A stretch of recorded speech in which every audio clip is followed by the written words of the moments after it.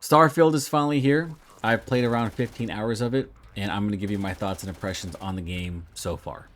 Before we dive in, I'm going to be giving away one copy of Starfield on its actual release date on September 5th. So all you have to do is like and comment on how hyped you are for this game. The details for the giveaway are going to be in the description. To kick things off, I want to talk about how polished Starfield is and how much I appreciate that from Bethesda, because honestly, given their previous titles, looking at Skyrim, Fallout 3 and 4, Fallout New Vegas, those games were marred by visual bugs and glitches. And in Starfield, I'm happy to say that in 15 hours, I've experienced a handful. And that to me is insane.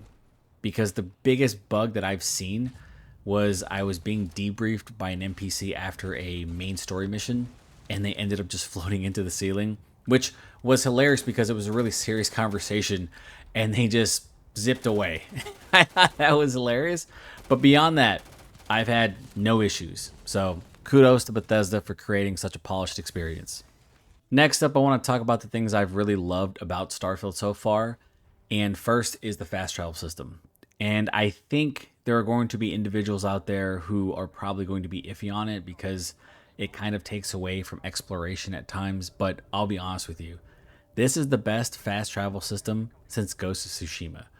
I have been blown away by how responsive and how fast it is, and just how if you want to just hop galaxies really quickly, just set a course through the menu and you'll immediately fast travel to that galaxy or that planet and land on that planet. And I think that is amazing.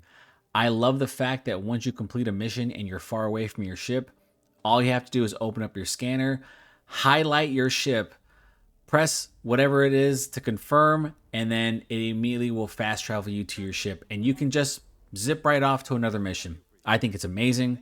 I have used the hell out of it, and I'm just having a great time zipping from mission to mission and planet to planet. It just blows me away about how responsive the fast travel system is, and I think it's insanely impressive to me. The other thing that I love is the customization options in this game because it doesn't just extend itself to your ship. It can go to your spacesuit, your weapons, and it blows my mind about how when you reach a certain research kiosk, you can find these everywhere, and you start to, put together these research points. And then this can help you go into like a different customization bench, for example, your spacesuit, and then you could upgrade your helmet and you could add mods to it. And I thought that was crazy.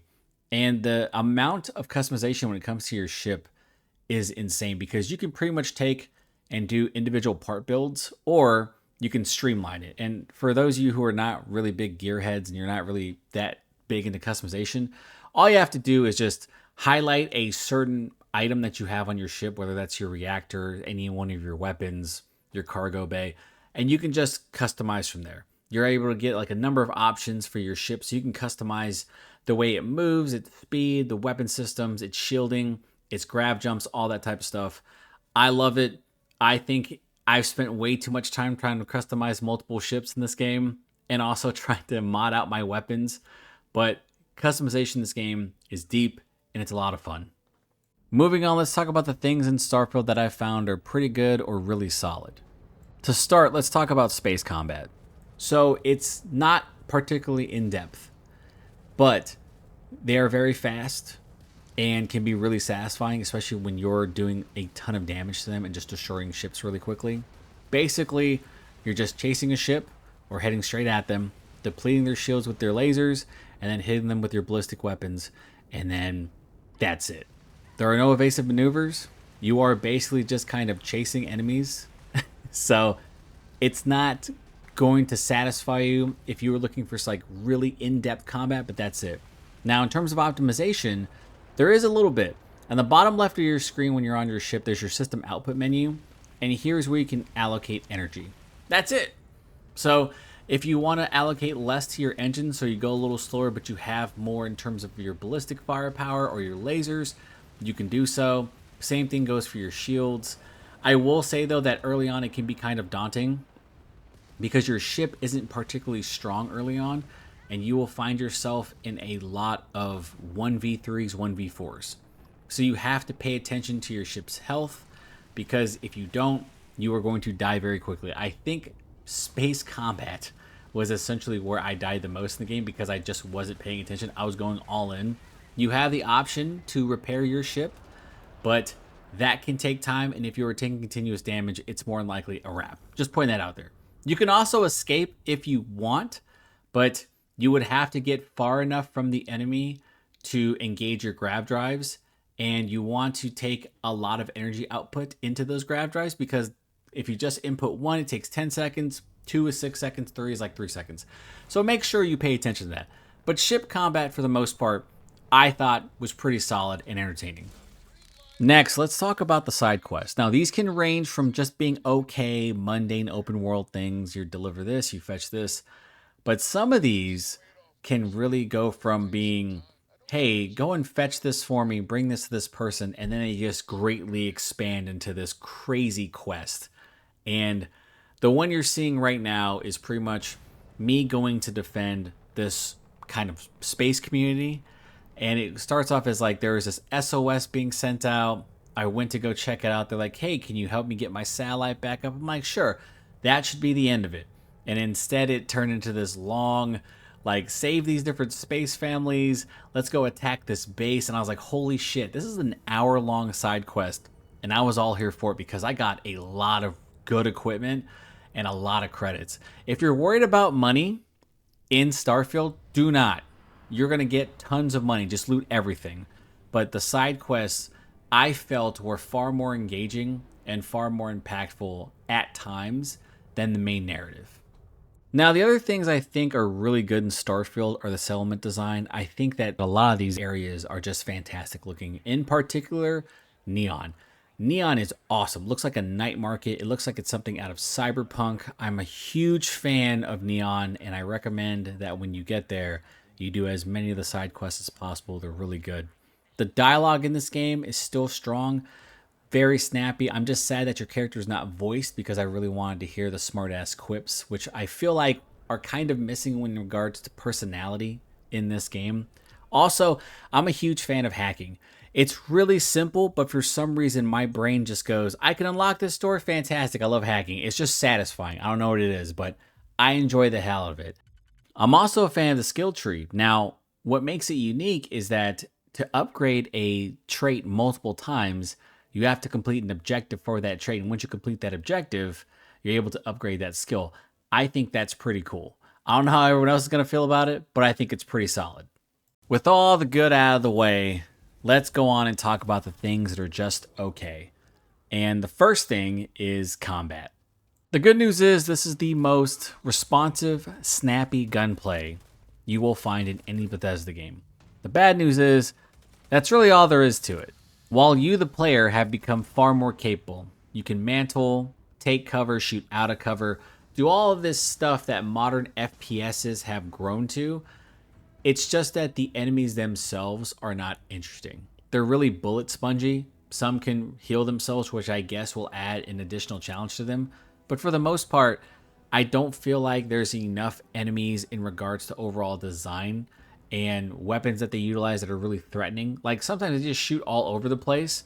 So it feels like you're just running cover to cover without taking any real damage. And you can get really reckless, but you're not really in danger unless you're fighting enemies far above you. And I really feel like there's just not enough variety there.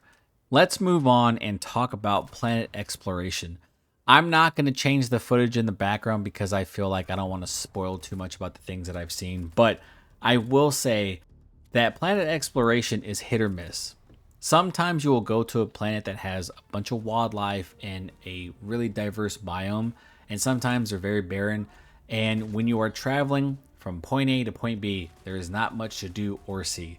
And that can be really troublesome because exploration, it feels like, should have been a core tenet of Starfield because your character, as a member of the Constellation, are a group of explorers, and you would think that they would do something about the exploration of these unidentified and uninhabited planets. I really wanted to enjoy planet exploration, but for the most part, it's really kind of a boring trek across an area until you come across a cave, an abandoned facility, whatever.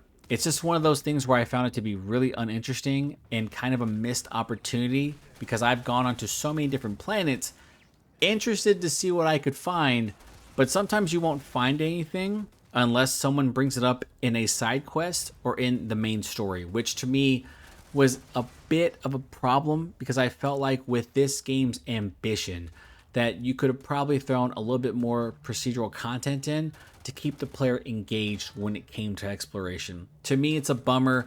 I don't know how anyone else is going to feel about it, but I found planet exploration in general to be lacking.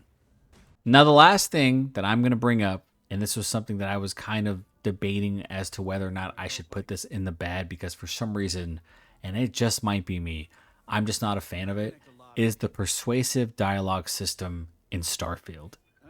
In previous Bethesda games, persuasion was tied to charisma, and in Starfield, it's tied to a certain skill trait, which can be upgraded multiple times.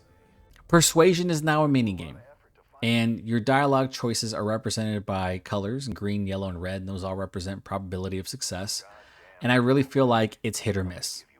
Against minor NPCs, I could care less. If it's for a shopkeep or a bartender or whatever, if I'm just trying to lower the price of a drink or something, I don't care. But when I'm talking to a main character, when it directly affects my quest, when it could literally open up an optional objective that would really benefit my playstyle, let's say being persuasive and utilizing stealth, I really feel like using this persuasive system can be a boon to you because you have a higher likelihood of failing than you do succeeding. And the thing is, as soon as you upgrade that skill trait, it says, you have a 30% more likelihood of just kind of getting a critical success, which is great. But early on, it's not going to be like that. And that can be super frustrating because there are certain conversations that are multi-tiered. You'll go into one, you're like, okay, let's persuade them to come out of this area. And then you have a second one, it's like persuade them to give up their weapons and whatever, and then help you instead of helping the enemy. And you will more than likely see a critical failure than you will see a success. And I just feel like the dialogue choices in these types of scenarios where it's a main mission just don't make sense sometimes, where it's like, well, I should be aggressive. These are bank robbers or these are killers. And it's just like, no, you just need to talk to them like the normal people. It's like, who? What? Why? Why is it like that? I just feel like this system is not great and it can be pretty frustrating at times. We are finally at the point where I can talk about the single worst thing about Starfield. And in my opinion, it is the enemy AI. In the last segment, I spoke about how combat was just serviceable, and I feel like the enemy AI plays a very large part in that. Bethesda worked really hard to make the gunplay snappy and responsive, but they just didn't work on the enemy AI whatsoever. Like, these are really dumb. Like, inexcusably dumb, because even when you're in combat, you can see all of this chaos happening around you. Some of them are just sitting down, hanging out, not doing anything. They're just kind of walking nonchalantly around. And when they do notice you, some of them won't even run into cover. They'll run directly at you with their weapon, and then you can just give them a couple of headshots and tell them to go sit down. It's one of the things where I feel like Bethesda could have worked just a little bit harder to make the AI a little bit more competent so that enemy encounters could be really engaging, because combat does play a big part in this game.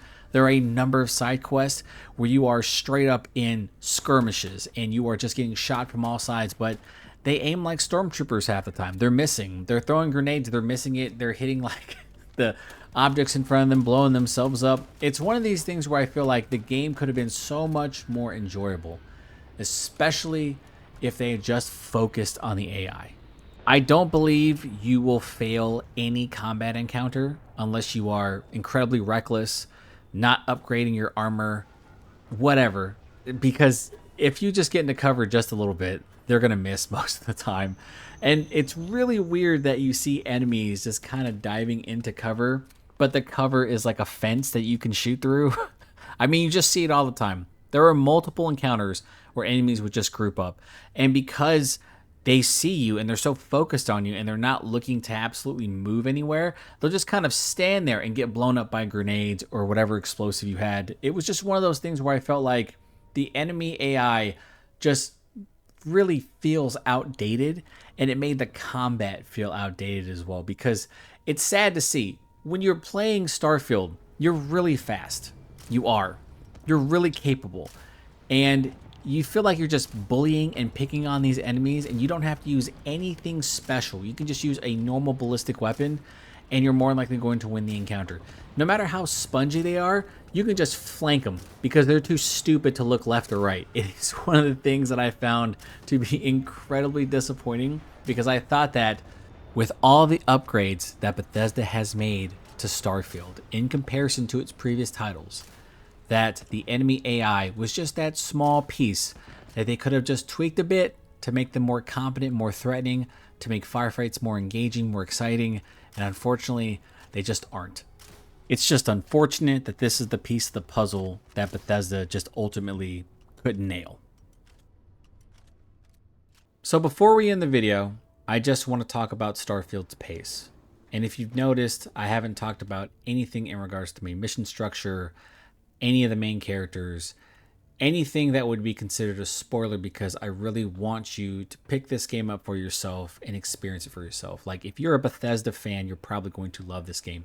If you're sitting on the fence, however, because you're wary of other Bethesda releases, I just want you to know that I think that this game is going to be well worth your time. But you need to keep in mind, this game is slow.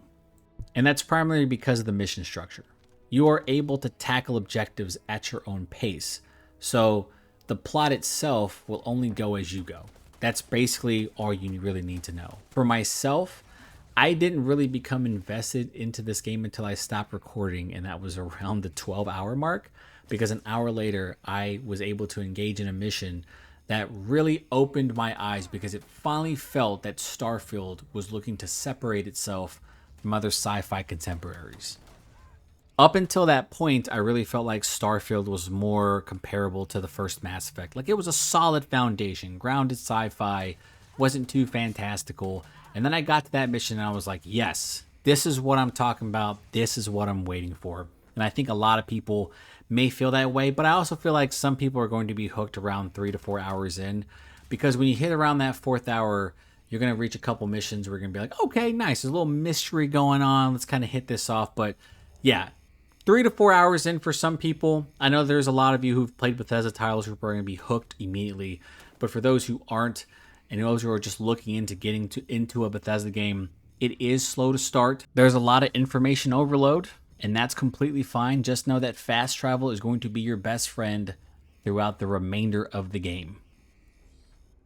And that is going to do it for this video. If you happen to like the content, please consider sharing, and subscribing. Don't forget to leave a like and comment below about your hype for Starfield if you want to be entered into the giveaway. If this somehow hits 100 likes, we'll probably expand it and give out another copy of Starfield, but we'll see. Regardless, I hope you're enjoying the game. I'm Ken from Pixelated Thoughts, and I'll talk to you next time.